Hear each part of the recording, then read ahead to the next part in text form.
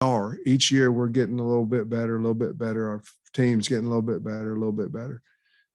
So as long as it's heading in that way, there'll be some people who don't like it, but most people will. Coach, one position that is not on this list is quarterback. Was that something you decided early on, or are you still maybe looking for a quarterback to add for depth, or do you like your numbers at that spot? Well, we might be. I mean, we might be.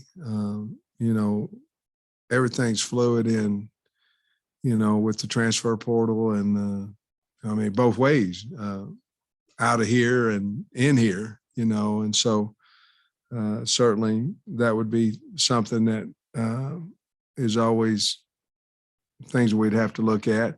We made a decision not to sign a quarterback this year simply because we felt like we were on some really good ones in the 2023 class, and we felt like it would help us get them, knowing that we had Malik and certainly KJ and we got Coley, and Renfro's a fine. He walked on here, but he's a fine quarterback. So we felt pretty secure at the quarterback position that we could.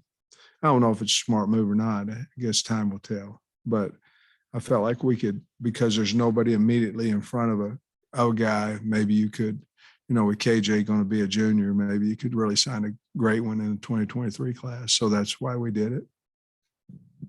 Coach, you had a few players enter the portal this morning, and by my count, that can't be the end of it, or you'll be over. How difficult is that numbers crunch when you're trying to balance a recruiting class, players entering the portal, and all of that stuff to stay under the 85 this year?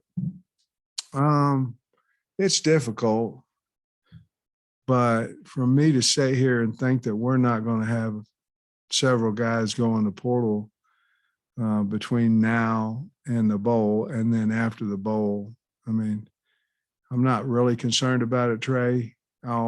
I lied to you a little bit there. I'm concerned about it. There's a balance. But I'll bet you before we get over with, we'll be under 85.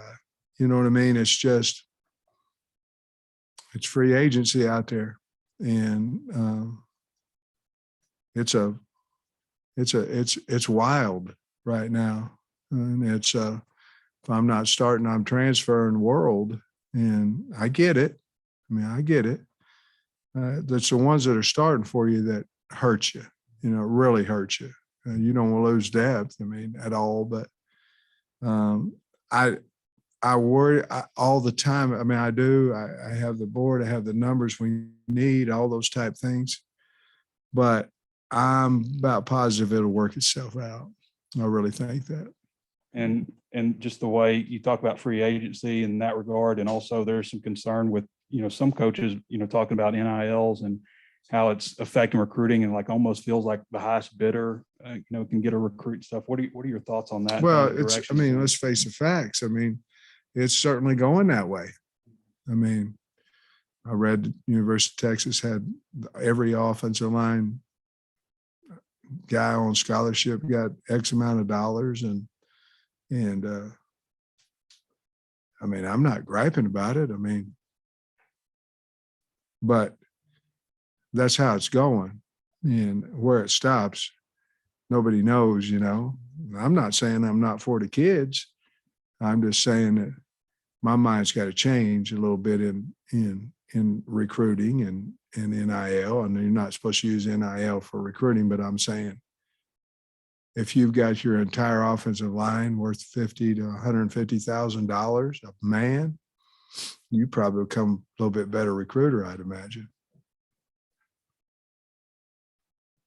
Sam, you talked about the portals swings both ways. I guess the names Boykin, Towers, Hamilton, Jordan. Can you confirm those guys are in the portal? Well, you wouldn't know about them if they weren't. So you got it off the portal. So yes, they're in the portal. And you got it. 3 linebackers, and we know you're hoping to get Bumper back, but you're definitely losing 2 of your top 3. How do you feel about the linebackers? You got, I guess, Manny's obviously coming off an injury. Maybe what are your expectations for him? I like Poopaw. I like Parker. It's no secret. I'm trying like crazy to keep Poole. I love this young 3 linebackers that we signed. We'll see if we feel like we need to go in the portal for another guy. The portal, it's not like you're just going to go pick a guy, oh, he's in the portal and you pick it. The guy's got to be a good player. And in my opinion, he has to have played in college. I think you can make big mistakes on he was a 5-star in high school and he didn't go play over here and he hadn't played in a year or two. And then all of a sudden you're going to make him into something that they couldn't, probably not going to work. So I like to assign guys that I've seen play on the field in a college game. And so we may do that, but I think we definitely linebacker is one of our positions that obviously we lost some good ones that's concerning. We feel like we have the guys on campus that can take over and do that, but certainly that's an unproven position overall right now. Coach, on the portal deal, if you get down, there's 7, you can, if you lose, If you lose, do you yeah. have to take portal kids, or can you take high school kids? No, you can take high school as well. You can? It just gives you an extra scholarship. Okay. Hey, what they're trying to do is not deplete your roster down to 60 people if you have guys transfer. And guys transfer for different reasons. They transfer, they're not starting. They transfer because they'll never play. They'll transfer because I'm not getting the ball enough, whatever the reasons of being. And I don't really think it's a picture of the way the programs ran. I just think, it's at times right now to where if I'm not doing something right now, the system has allowed I'm going to go somewhere else, whether somewhere else is better or not, they're already gone. So it really doesn't, it doesn't matter at that point. They've already left your program. Hey, Jalen Catalon announced yesterday he was coming there back. You go. So just Go Hawks. just wanted to get your thoughts Stromberg before that. Go Hawks. just your thoughts on what went in his decision, what you think of it. Well, I think he made a great decision. No, for him personally, I think it was a good decision as well. Certainly coming off the shoulder that he had last year, he wasn't able to complete what was a fine season that started out. So with him coming back, it's a big thing for us. I think it will certainly help him. And Ricky the same way. I think Ricky had contemplated going out. I didn't think Ricky, I think he could make a team. I thought if he came back another year, got stronger, another year of playing, that he could really roll up the draft board. And but I was just honest with both of them about where they were on the board, and then let them decide what they wanted to do. And fortunately for us, they both decided to come back. Both of them were draftable, by the way. Coach, earlier, I think you said that you were maybe looking possibly using the other spots for portal. I mean, are the remaining spots you have? I think you're at 22 now. You can go up to 28, I believe. 28. And then if I lose this, if 7 get in the portal. So do you anticipate using portal guys, or are you still maybe targeting some high school kids, or how do you anticipate kind of filling up those spots? Well, we're recruiting high school kids still. So we're trying to get the best available, but there are spots of need. I mean, that we have to say, we have to get one of these. We have to get one of those. And so if we think the high school player is as good as anybody we can go out and get in the portal, we're going high school. That's just my belief. But if we don't, then, we'll go with a guy that's played somewhere else once he gets in the portal. But no, there's some really talented guys still out there that we're trying to get. But if we don't, then we'll go to college. Yeah, you got Brown and Lewis as the DBs in this class. I wonder if you could speak to them just a little, and maybe, still active there. Yeah. Very physical, both of them. The thing I like when you watch film on Brown and Lewis is they both could be really good wide receivers. I mean, They've got really good ball skills, good speed. Both of them really good friends. That helps too, I think. But both big and physical kids that I feel like are Arkansas, tough.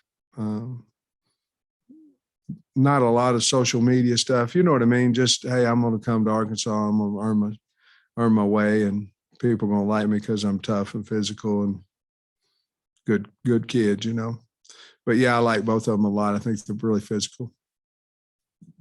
Coach, I know if you're a first-year coach, then you don't like this early signing period at all. Not at all. But you're in your third class. Yeah. I was curious what your thoughts are of it being in the situation you're in. And do you think it's the best thing for coaches, for kids, for the sport to have the early period? Well, there's really an extra cycle, not for the new coach. But if you really look at it, you have a cycle of signing day. And I can remember a coach said when I first got here, he said, well, we should do something about this because there's no good players left anyway. And I'm thinking about it and I'm going, that's not true. No, but majority of your players are signing today, Well, then when you go out in January, what are you doing? Well, you're going out and looking for 2023 kids. In the olden days, it was, I'm hanging on to my hat. Now it's 2020. So you really have two cycles of spring, in my opinion now. I don't know about the calendar where we should go with it. I've been a head coach all of, 2 years, so I'm not the one that should be the expert on it. I just know this, that I am an expert on early signing day, and you have no chance if you're a head coach at a program that has fired their coach, because the fired coach is not going to have anybody committed, or very few, when you get in there and you're trying to rally up a class of 20, 25 guys. And it's impossible. You're going to get them all in the second signing class, which we did 2 years ago, but it's impossible. So I'm all for it now, but I wasn't, and to be honest with you, the guys that get these jobs after the playoff weekends, I'm going, man, Danny Lanning, he'll get he's a great recruiter, great guy. He'll rally around and get a good class at Oregon. He'll keep some of them guys they had staying. It's hard now. It's hard. I don't know what you do about it. Curious also, not that this has impacted at all in this class, but in-state recruiting is always important. And a lot of times schools will come, from out of state, and they'll offer a kid they haven't evaluated in your state and stuff. Try to put and it the doesn't heat really on mean you. that much. How important is it in that case for you guys to make sure that you're out in the state evaluating guys, and just to make sure somebody doesn't kind of try to come up? It's very important. And to be honest with you, this really we've been in a state, but not like we need to be, in all honesty. And it's been because, we didn't get the spring.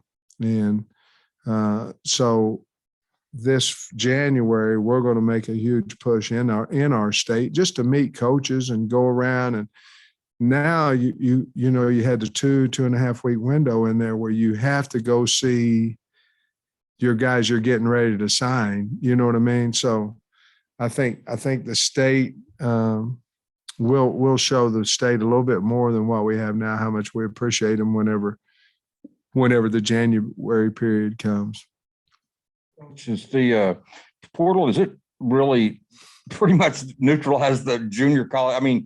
Really affected the junior college recruiting, and it just doesn't seem like you guys really look at JUCO kids anymore. Isn't that crazy? Well, now JUCO last year was, late, most of them. I think it's hurt two things, the portal. It's hurt high school recruiting, and it's hurt junior college recruiting. It has, so. But if you get a kid that's played 2 years, let's just say at Michigan, or 2 years at junior college, you're going to probably, you judge the kid from Michigan a lot better, don't you think? Or Tennessee, or any school. I would relate it to if you play in the SEC versus you're playing in, we played in the CSIC when I was at Pitt State. So let's use that one, even though there was some fine players in that league.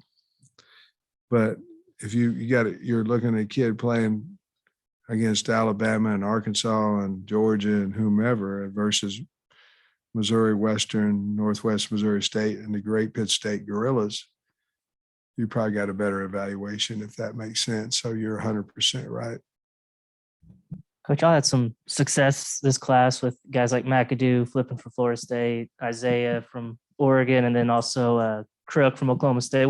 What's the key whenever you're recruiting a guy that's already committed somewhere else? How do you get them to change their mind, and how did y'all go about like getting those guys to change their No, I'll minds? be honest with you. I'm not positive how we got back in on Crook, but Satagna and McAdoo came back to us, you know, because we had recruited them. We had a good relationship. That's why you don't want to burn any bridges, you know. But they came back to us, and both of them came back, you know, in that first run we made, you know, somewhere around in there. I think maybe McAdoo was a little earlier, but, you know, when we proved that they could be proud of the Razorbacks, and we're nowhere where we need to be. I'm not saying that, but I think we're a lot better than we were 2 years ago. And that's helped our recruiting, and they came back to us to see that they could experience bowls, you know, and things of that nature, which they weren't quite able to do before. Just assistant coaches, you've had such a good year. Do you have any concerns that you might have a couple peeled off, or how's that looking? No, I don't. Yes, I always have concern, you know. Yes, but no, I think we're in great shape. I have no indication whatsoever that we might lose anyone on our staff. And to put it out there, I don't want to lose anybody on the staff.